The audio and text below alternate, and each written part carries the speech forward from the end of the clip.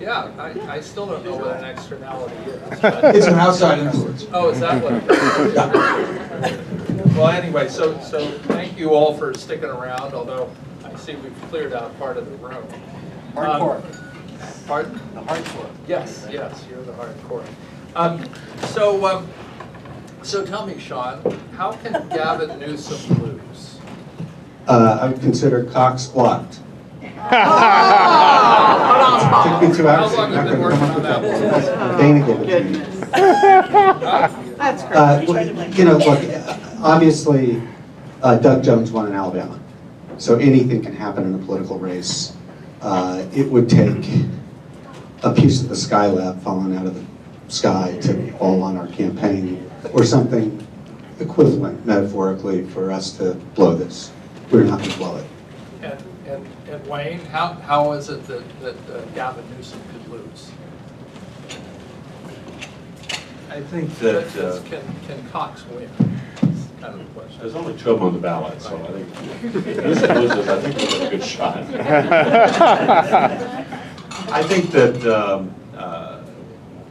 there's a stage that we go through in elections around the country where the partisanship swings heavily toward one side or the other, and people say, well, that's a blue state, a red state, a Democrat state, a Republican state, and it manifests itself at the legislative level. But then you go and you see states like Massachusetts or Wisconsin or Michigan or different places where we weren't supposed to be able to elect a Republican, but on the governor's level, they do.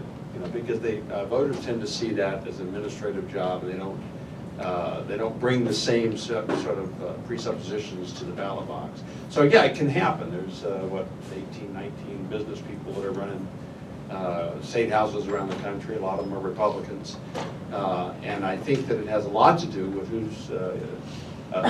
who's been minding the store, voters deciding whether they've done a good job or not, whether or not it's time for somebody maybe to come in and fix some of the things that are broken. So we feel very good about it.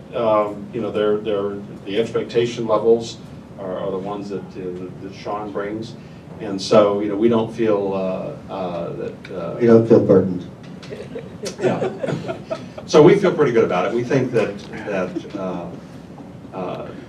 Gavin Newsom has, you know, let's talk about Trump a lot. The last panel was very interesting. You know, that it wasn't Donald Trump that you know gave us the worst poverty record in the country, or We're the fifth largest economy.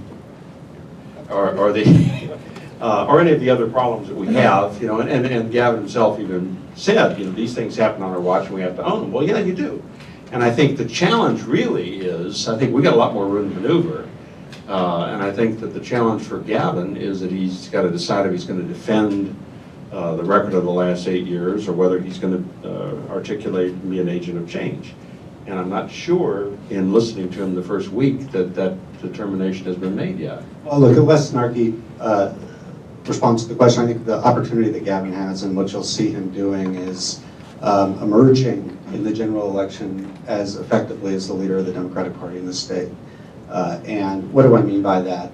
You're going to see, I think nationally, but in California as well, in the California 7, every place except for perhaps in the legislative contests, this cycle is a referendum on the president, and the president's in about 35 in California, and now we have an opponent who is spot welded to the president. So I hope you keep running on that, because I don't think by the time we get to November, people are going to think that the next governor is going to be determined by their opinion of Donald Trump. I think they're going to say, who's going to fix the problems that we have in this state?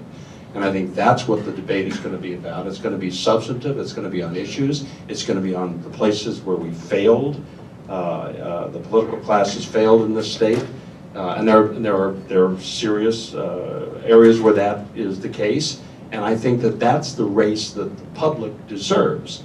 And I know that that's the race that our candidate wants to run. So I think it's going to be a substantive debate on issues, and we're looking forward to that. So Bill and Sean, I know both are involved in congressional races, or your firms are both involved in congressional races in the state. And I know Dana is going to be up to her eyeballs in the gas tax.